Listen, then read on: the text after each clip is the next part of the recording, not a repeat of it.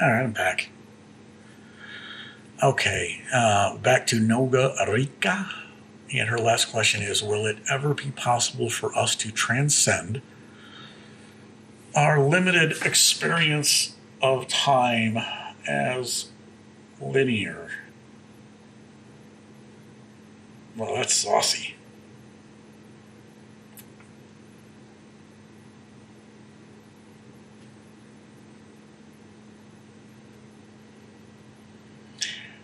All right, well, you're assuming that, you know,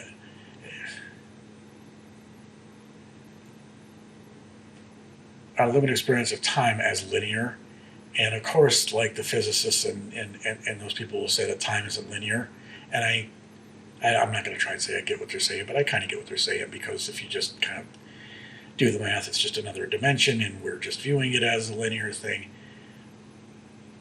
So I get 4% of that. I get a little bit of that. I also think, though, that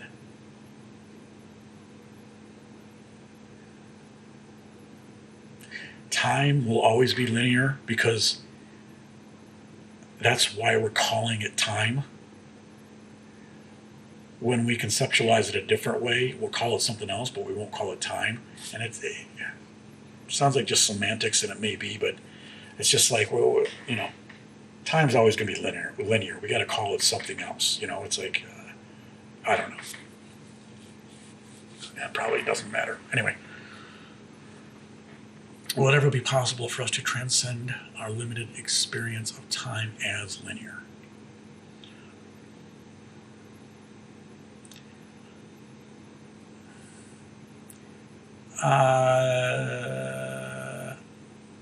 I think it is, in some ways, always possible for us to do that. I think there are states of being, whether they can be inspired by. I just take a very simple example. Let's just ground it, to grant it somewhere. I like to.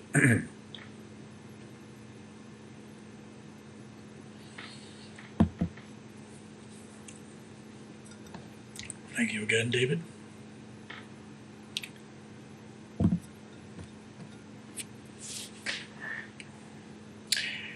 Let's ground this. I'm a photographer. I like to take photographs. I like it so much that sometimes when I'm photographing, I literally lose track of time. So my experience of time is, it may be going in one direction, but I'm not experiencing it as linear. Now that's a very, I'm not, it's maybe not going as far as she wants it to go, but, I don't know if our brains are so tightly tied to the concept of just a linear x plus 1, x plus 2, x plus 3.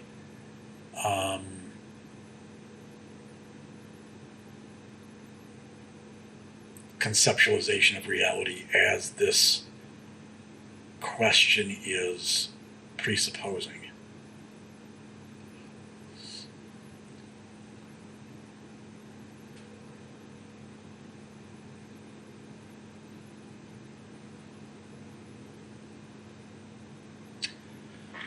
At the same time, why would we experience time as linear? Well, if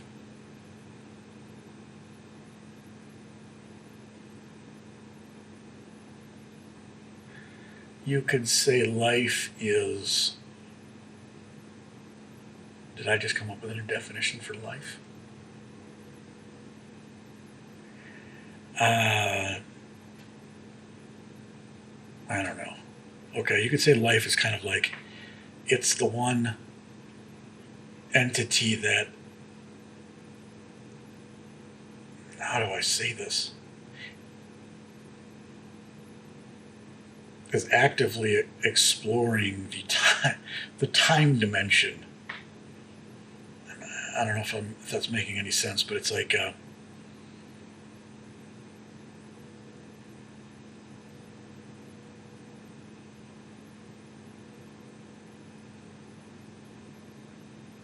every other kind of entity, any mass, anything that isn't what we call alive is maybe fully invested in the other dimensions, but they're just passengers on time. Whereas life, we can almost define life as like, I don't know, trying to be the train conductors of time. I don't know. So then it may come down so deep that it's basically definitional in what we're defining life is to be as kind of like putting a saddle on time. So they're almost kind of like saying, yeah, if it were possible, yeah, but we wouldn't be human anymore.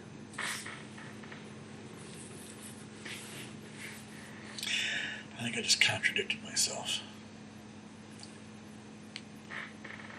Foolish consistency is the hobgoblin of little minds. I think that was John Stamos.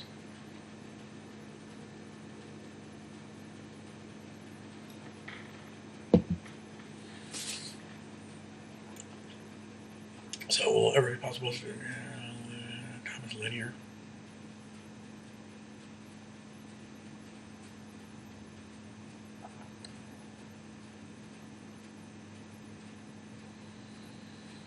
Yes, because we already do, and no, because we are alive.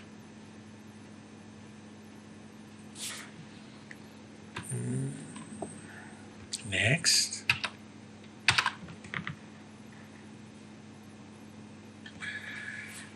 W. Brian Arthur. He could potentially be the world's most celebrated serial killer. He's got like potentially 3 first names. It's just the first one is abbreviated.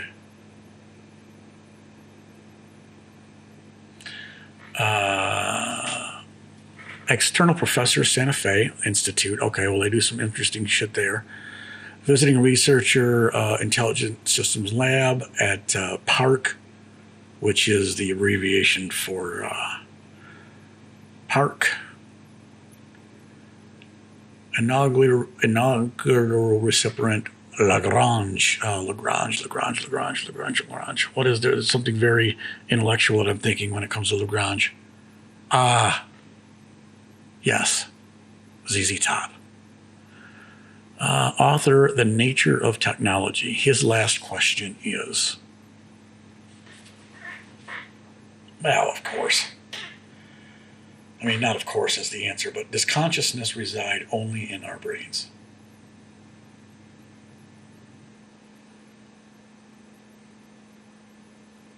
That is separate from the idea of could consciousness reside in other medium besides our brains? Could consciousness be substrate agnostic, as I like to say it? That's separate from the question, does it reside only in our brains? Is there... Okay, so this is kind of the, the question of pan consciousness or whatever, is like, is consciousness something that comes before our brains, or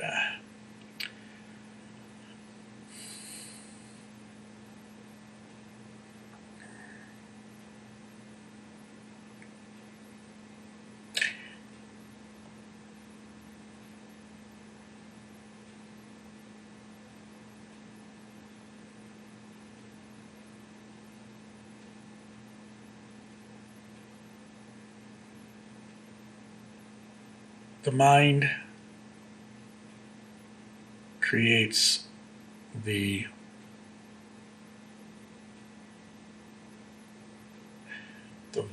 virtual reality simulation that we call consciousness. The brain creates the mind. Consciousness resides only in our brains.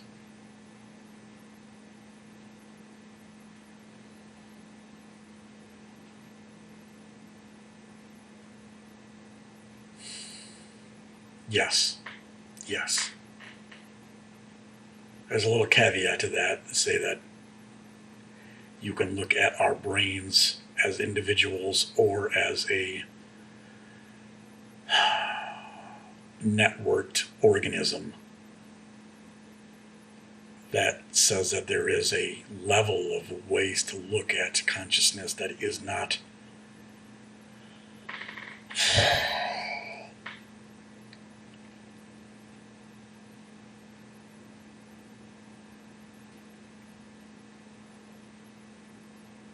you reverse it. You go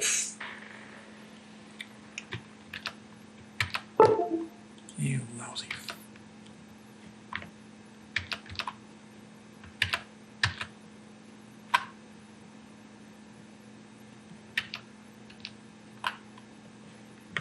Okay, I'm still here. This makes me think about the idea of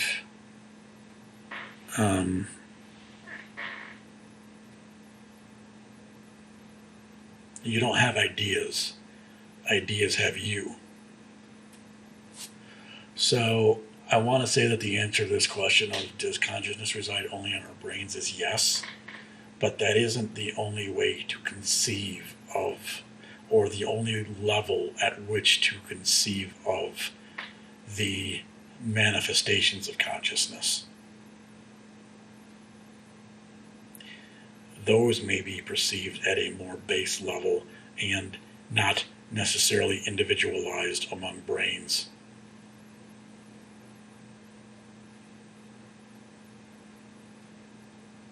Ideas have brains. You can look at it like at a population genetics level or something like that, but just apply it to ideas are the DNA. Anyway, that is my responses and ideas are becoming more poetic and less, what's the opposite of inchoate? Coate?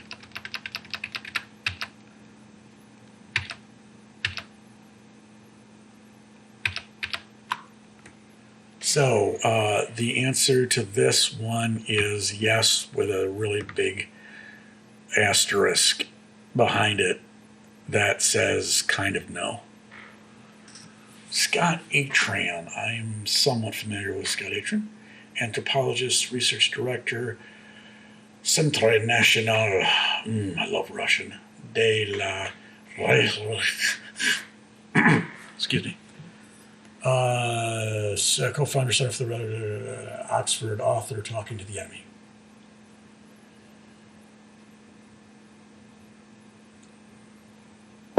You gotta be careful talking to the enemy. They might not be the enemy for too much longer.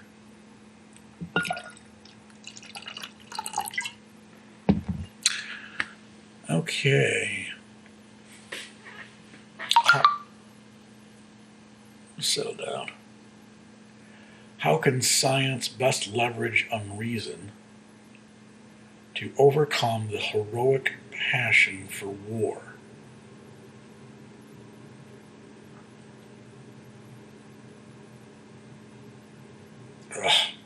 Not a fan of this question.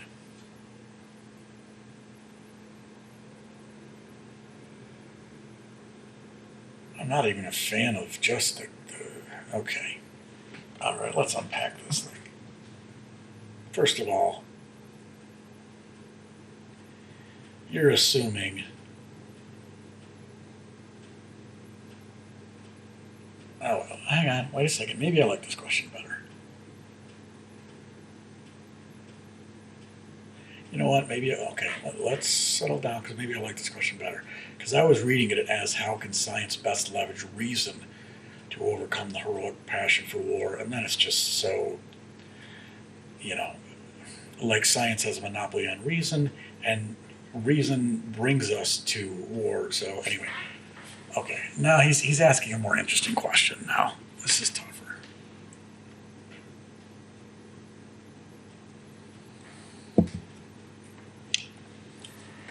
Because going back to it, I mean, I don't want to. It's too simple to call it rational, but maybe it isn't too simple to call it. It's like, okay, when it comes to like my children, my tribe, I'm going to defend those sons of bitches against whatever, and even if it brings the whole frickin' the heavens down, it's my DNA.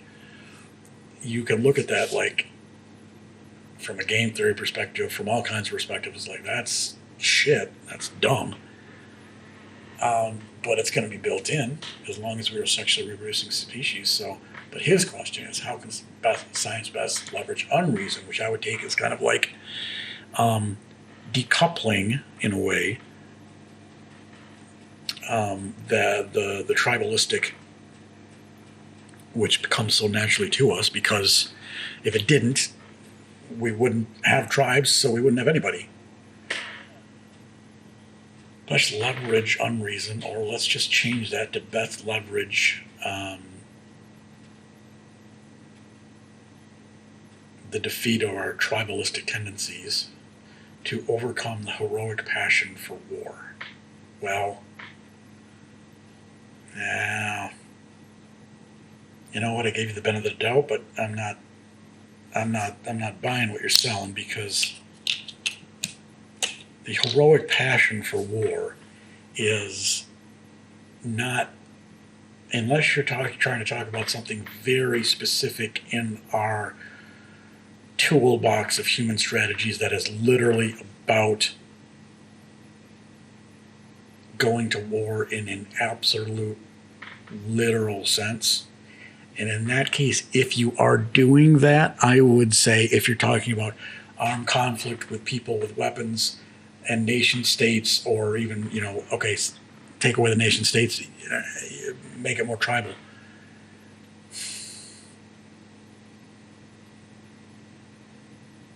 I don't think that you can take that off the continuum of the idea of competition and competitive success and certain things winning over other things. It's painful to put war on a continuum like that. But I don't think you can just divorce it. I think what you do is you build better, we'll call them games, we'll extrapolate, we'll depersonalize, we'll look at culture, society, from a 50,000 foot perspective, and we'll talk about you build better games with better rules so that what we're calling war becomes, the penalties for losing at war aren't you become extinct and your lineage is gone. It becomes, you're poor. And I'm not trying to say that I want poverty, but I'm just trying to say that you go from you're just going to be eliminated to you're not doing as well off. You've got, you got a smart home, you got a smartphone, but you got,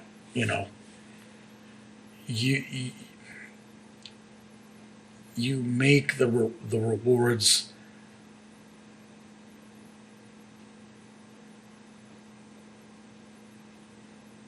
and punishments less final in a way. Less.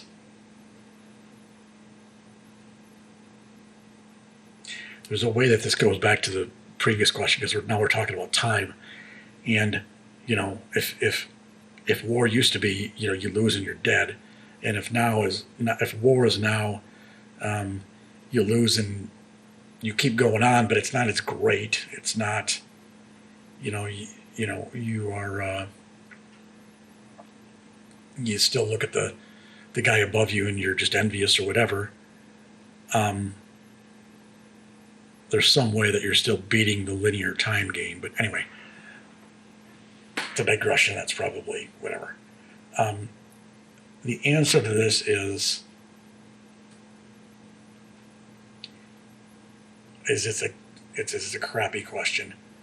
We build better games and we redefine war, because that heroic passion is the same type of hormones, the same type of drive that gets us to the moon. In a lot of ways is what makes us go to war. So we build better rules. We build better. We build a better game so that the rules are worth playing. People buy into playing the rules of them, and the rewards for losing at the game are not as steep as they are for what we would literally call war. So the answer to how can science best leverage and reason to overcome the heroic passion for war is an X through the question, Family Feud X style. Got to make that a better question. But give you the benefit, we build better games. Next one, Joshua Bach. Man, I bet he can play a violin. Did Bach play instruments? I don't even know. I know so little about classical music.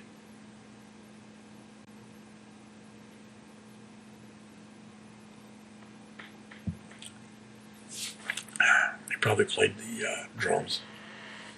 Cognitive scientist, MIT Media Lab, Harvard program for evolutionary dynamics. Evolutionary dynamics, that's kind of...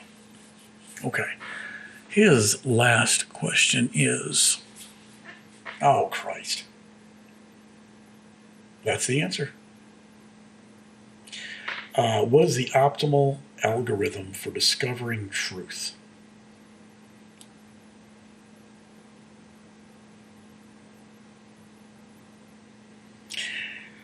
At least it didn't capitalize truth. Oh, my nose is going to fall off.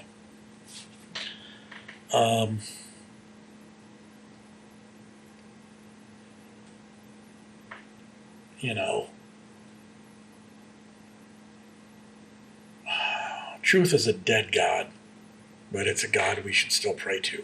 I mean,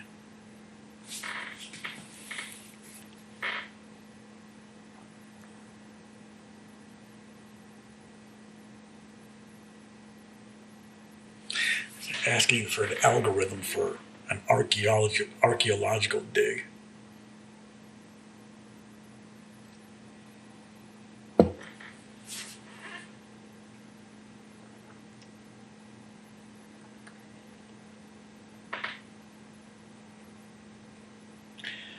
Does that framework make any sense at all?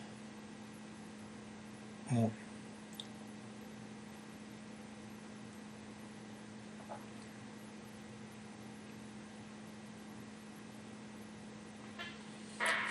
I don't think there's a one size fits all for that.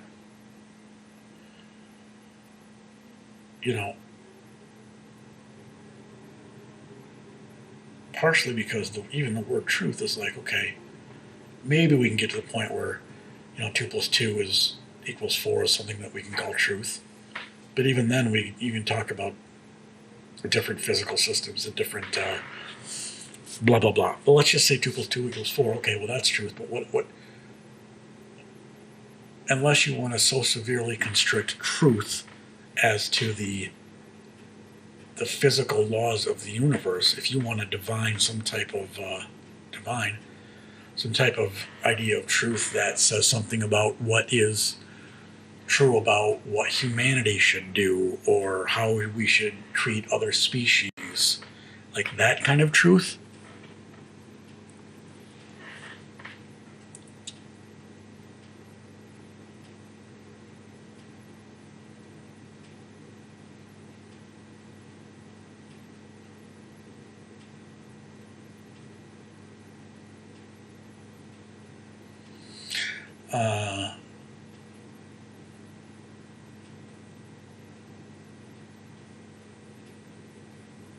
The optimal algorithm, if you could come up with anything close to it, it would be based on a perturbation theory that's encompassing a landscape of mutation and replication and variable success.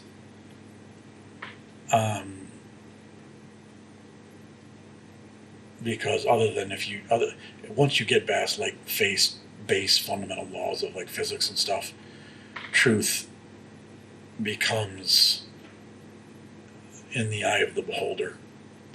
And because of that, you just got to talk about localized conditions, and you got to start thinking in evolutionary terms once you define truth past. You might even have to think about that way in 2 + 2 = 4, but certainly once you want to talk about what's truth in terms of like human truth, you have to start talking about evolution and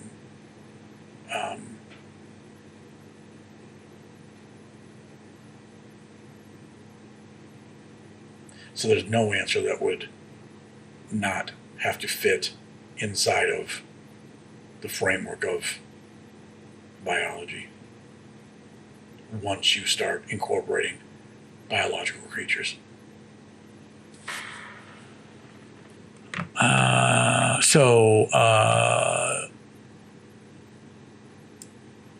What is the optimal algorithm for discovering truth? Time plus stupid equals not quite so stupid. Okay, next one. I'm going to screw up these names. On a note, though, it's great that there's so many names that I can screw up, because it means that we're getting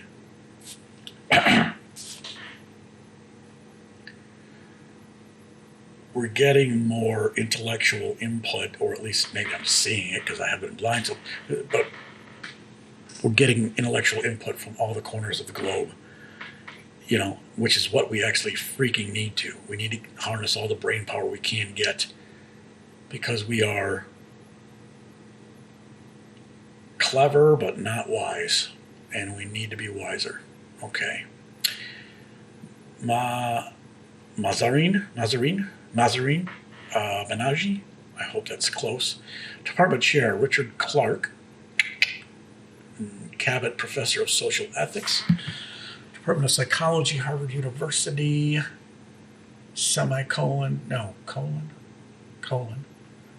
co-author with Anthony Greenwald. I don't know him. Blind spot. Her last question is, will the appearance of new species of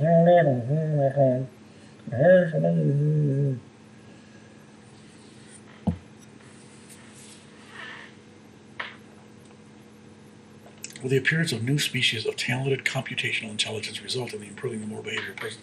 Okay, so she's talking about AI, but not deep learning, actual deep learning.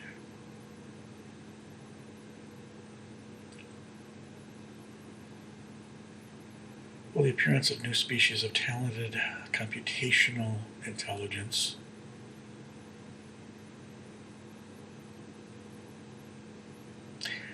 depends a lot on the freaking computations you're talking about. Result in improving the moral behavior of persons and societies. Well, there's only 19 definitions in that sentence. That, you lousy son of a bitch.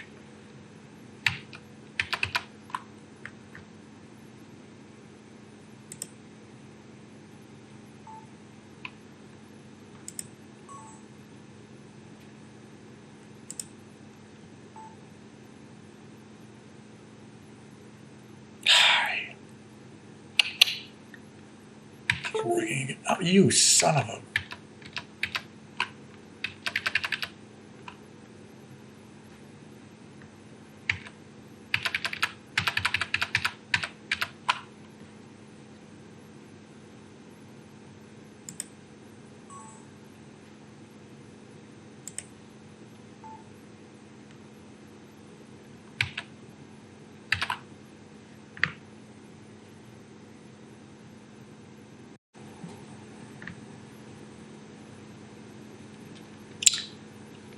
back to this.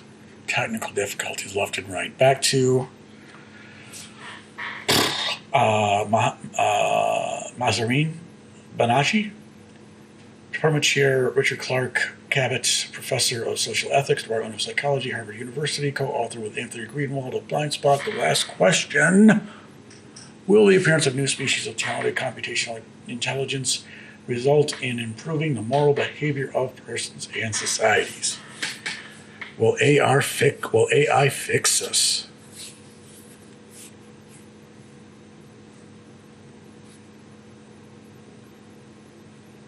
Well,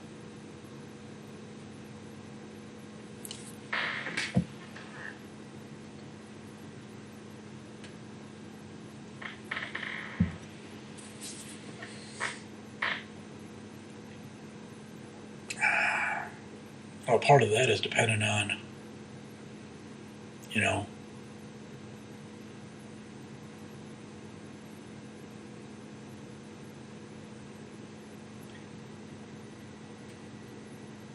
if the if the playground that they're playing in directly touches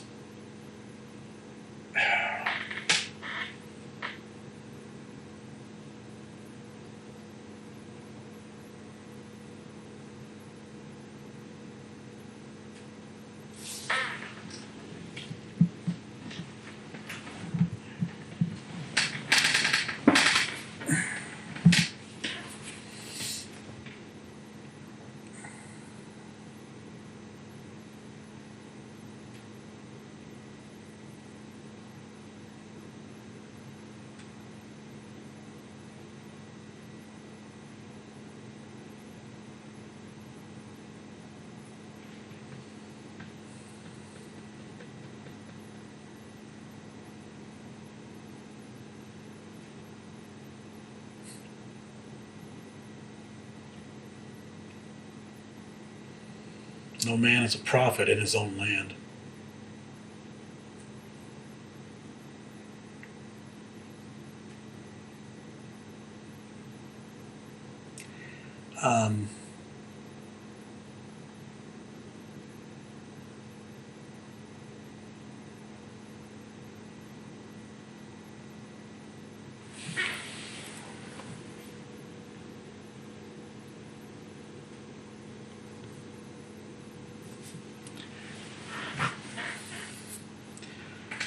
Going to at least partially depend on how that computational intelligence, say you've got a better strategy, how is that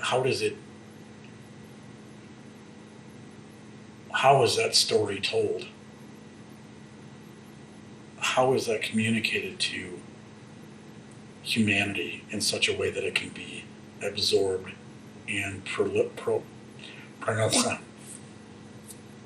my lips are going to fall off. Proliferated throughout the society in such a way that it's taken up. Think about it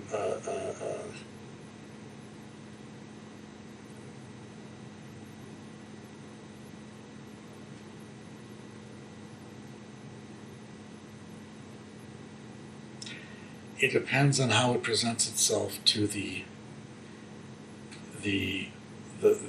mental autoimmune system of humanity.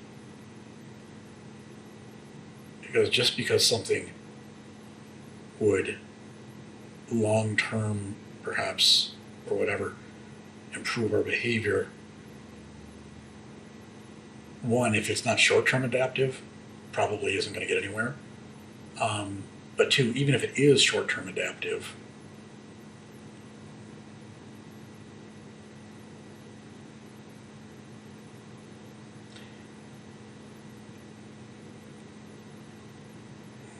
it probably needs to present itself in a context where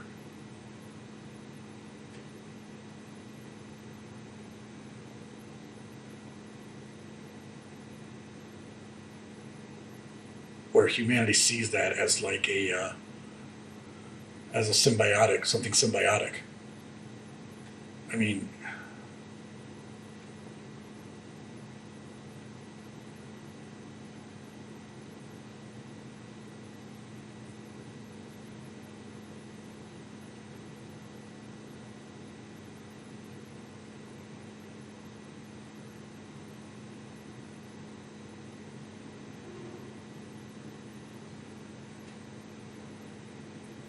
definitely going to change.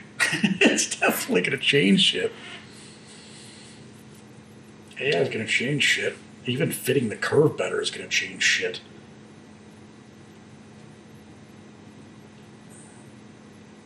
Well, 87% of that question is resident in the word improving and what you're calling improving. Improving the moral behavior of persons and societies. Okay, yeah, just give me a precise definition and examples of improving, and maybe we can get somewhere. It's going to change.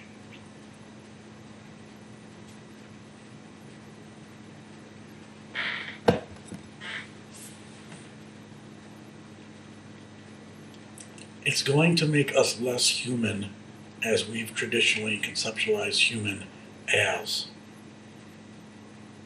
The question then becomes, does that becoming less human mean that we're improving the moral behavior?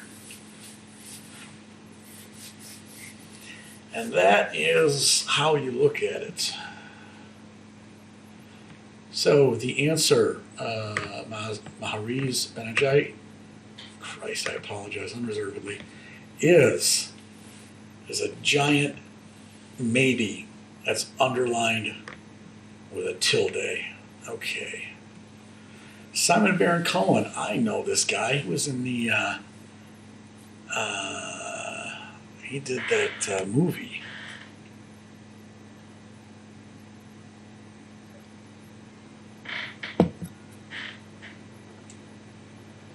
It's the guy from Kazakhstan. Yes, I know you. I'm trapped in that dude's. Okay. Professor of developmental psychopathology. Ooh. Brain and mental construction problems. Video. Okay. University of Cambridge. Fellow of Trinity College, Cambridge, Director, Autism Research Center. Ooh. Okay. Why do you keep freaking doing that, you piece of crap? Yeah. Are you still with me? You still, okay. No, I'm fine. I'm good. No, everything's okay. Everything's okay. Okay, back to Simon Baron Cohen. His last question is, can we redesign our education system based on the principle of neurodiversity? Can we? Well, at least that's an easier question than should we. Question of should we is a harder question, I think. Can we?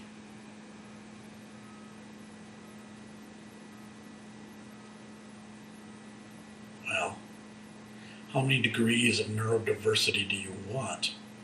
How much individuation and individualization do you want?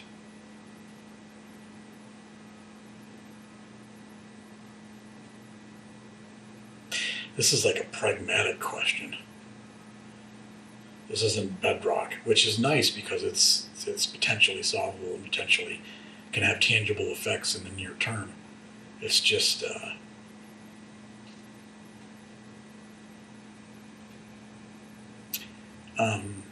well, you could certainly,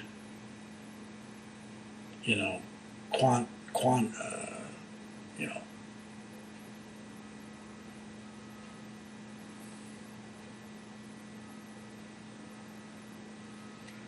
the question of can we is easier than the question of should we, because if we, do we want everybody to be maximally independent and different? No. Just like we don't want everybody to be maximally collective and the same. We need the friction between collectivism and individualism to draw out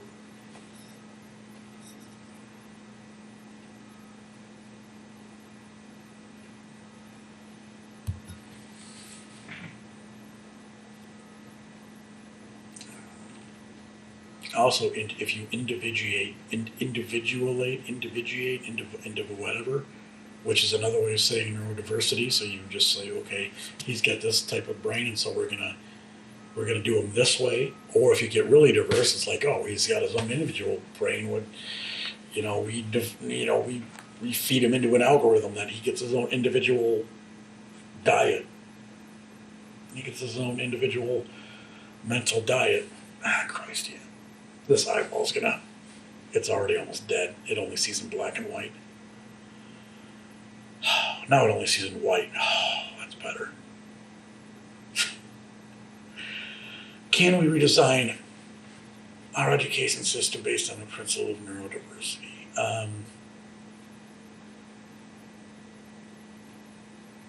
So you're kind of fighting against yourself, because it's like we want a bureaucracy that emphasizes individuation. So there's an inherent conflict there. We want one big system that serves the goal of making individuals that differ and yeah.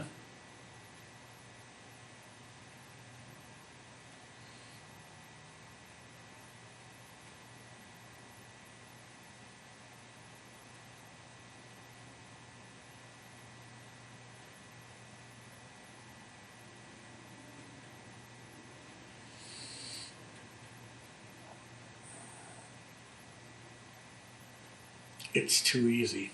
I mean, yes, but would it be good? I mean, here's where I would need to go deeper, because I would need to understand what he meant by the principle of neurodiversity. How I understand the principle of neurodiversity is that all brains are not alike. We don't all learn in the same ways. We don't all comprehend the world in the same ways. And so, there should be more categories of how we learn, than just, oh, you're this old, so you learn this way. So from that, I would say,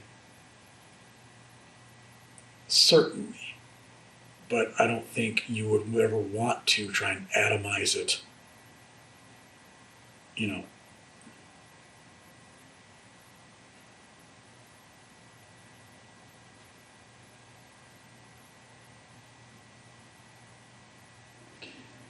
You set up the rules that in everyone's brain ecosystem, there is a competition based on somewhat fair rules that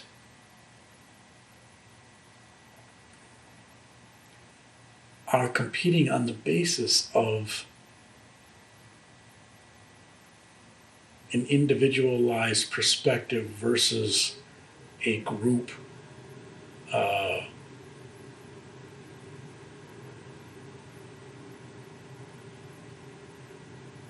viewpoint, whatever. So it's kind of like you're setting up a fight, but a fight in a good way, inside of a mind, inside of a brain, for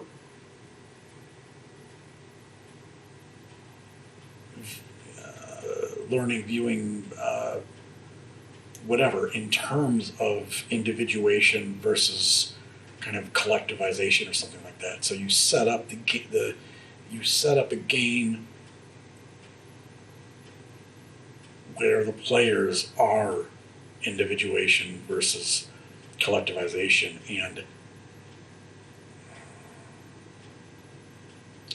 and that's how it should work.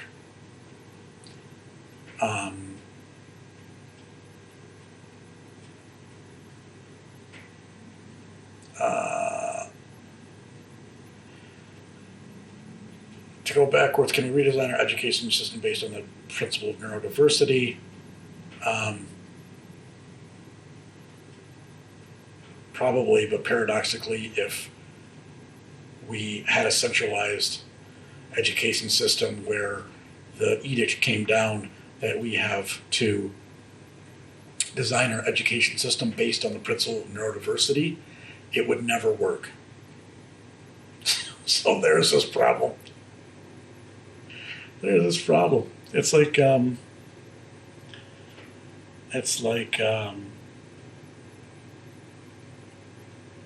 herding cats. It's like it's like shit. What am I trying to think of? It's like what's the political group that they don't want any rules. Shit. You know what I'm saying? But it's like you can never get them together to do anything. So it's like this will be the opposite. It's like if you've got a system dedicated to advocating neurodiversity, they'd never be able to actually implement neurodiversity. So you set the ground rules, the game rules, to make that the fight instead of trying to just put it from on top. That normally doesn't work. You set up better markets. I'm very market based right now. I don't know, whatever. So the answer: can we design our education system based on the principle of neurodiversity? Not if you try and design it. Lisa Feldman Barrett, University Distinguished Professor of Psychology, Northeastern University, Research Neuroscience, Massachusetts General Hospital, lecturer in psychiatry, Harvard Medical School, author of How Emotions Are Made. That's interesting. Her last question is, how does a single human brain architecture create many kinds of human minds? Well,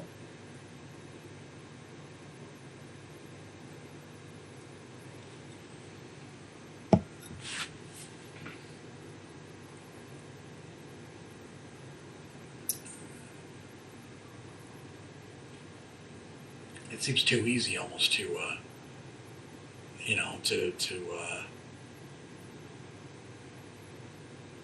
make the analogy of how many different software programs can run on an operating system.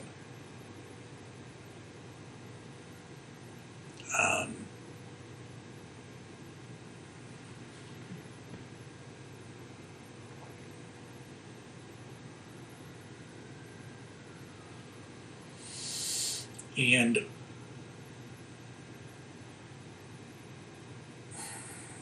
the single brain architecture, architecture is again, this is where definitions come in. There are certainly differences in individual brains which have to contribute to differences in individual minds, which we can literally measure. And, we may not be able to predict what Einstein would have thought about whatever, but we could post hoc measure or quantize Einstein's brain matter and see differences. So the idea of a single architecture is how do you want to get at that? But either way, we'll say a single human brain operating system create many kinds of human software. I'll put it this way. I think Brett Weinstein was saying with this, and maybe not. So, and anything I say wrong, it's not because of him. But I just think about this, the opportunity to have brains that can model.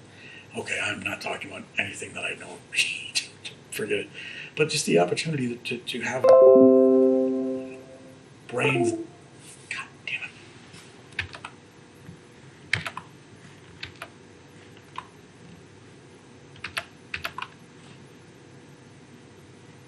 it. Sorry, I'm still there. I'm just not.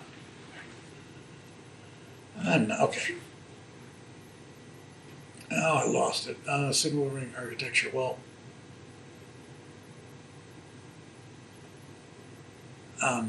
Oh, I lost my thoughts, son of a bitch.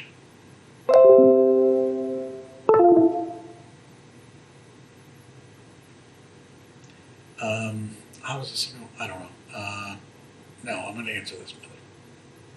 How's a single human brain architecture? Okay, one, question of whether it's a single architecture is a little fuzzy, but okay, can a single OS run many kinds of programming? Of course. Okay, okay, all right. The moment a species becomes able to model itself,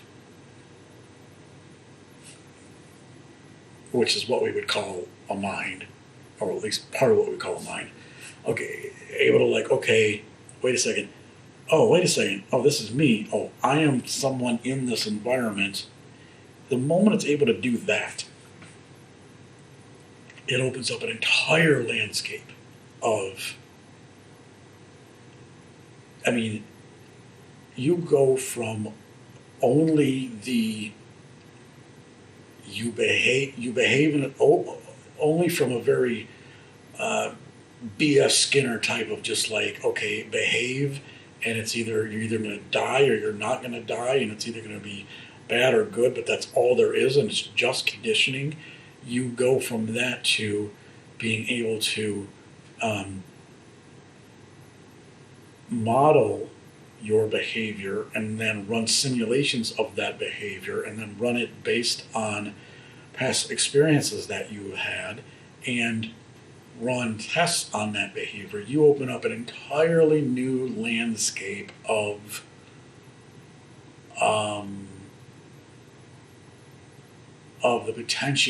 the potentiality for individuated success or failure, but you just open up an entirely new box for entirely new landscape for how to even conceptualize those ideas.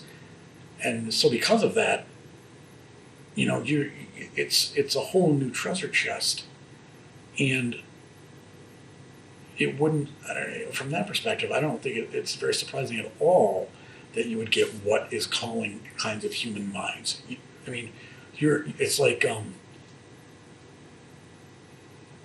It's like, it's like there's black and white, and then all of a sudden, this consciousness thing gives us all the colors of the rainbow to play with, and we're somehow astonished that people only use purple and brown, and other people use pink and yellow. It's like it's a whole new fucking landscape. So.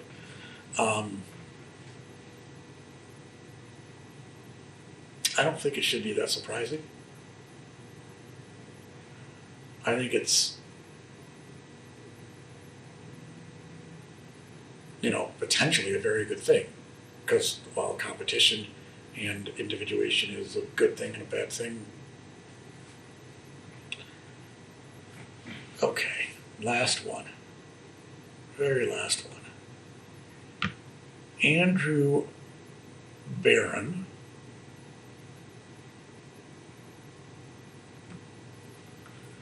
whose profile pic is not professionally done, but it's well done. It could be professionally done. I think it's well done, even though it's not professionally done. I could be wrong.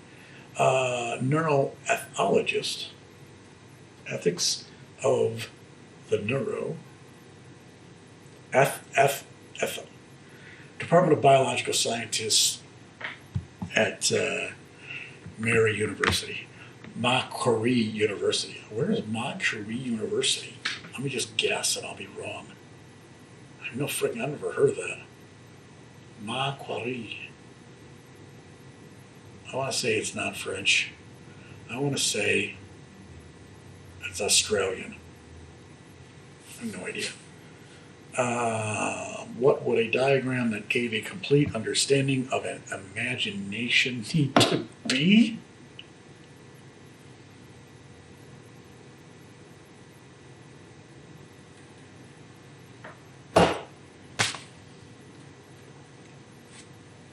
It'd just be a turtle, and then a turtle, and then a turtle, and then a turtle. What a diagram that gave a complete understanding of imagination. Well, we need to kind of define imagination. So we've got that thing that's able to model us, model conditions that we can call reality or call whatever, and then our imagination is being able to take leaps from conceptual leaps from how we've defined our starting point is to go to a different point and see where that may take us.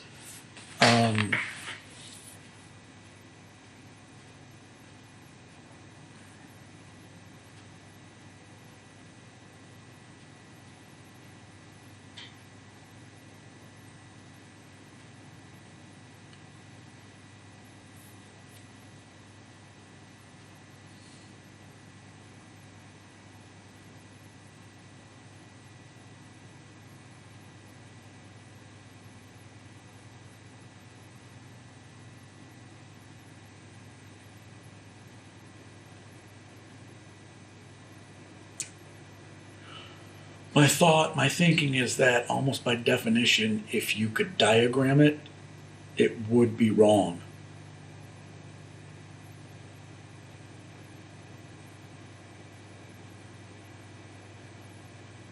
It's like if you could diagram it, it would take the imagination out of the thing.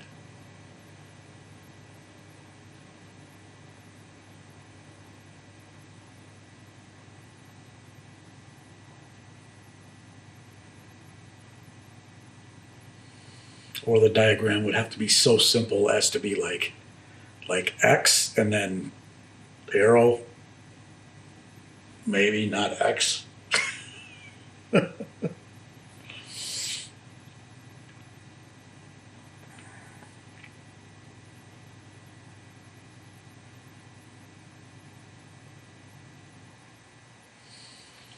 I think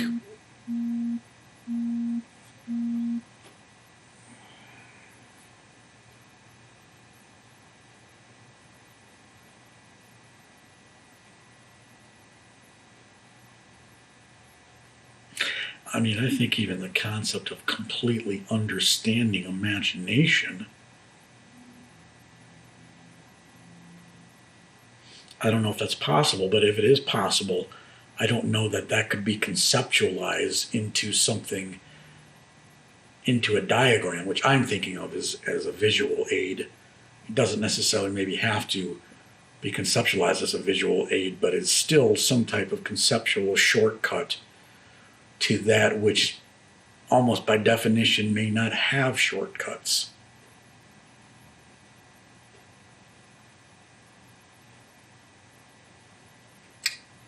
I don't know. Ask the turtles. Okay, that's enough for now. Thanks for sticking around. Try and stay alive, everybody. Kia soranto.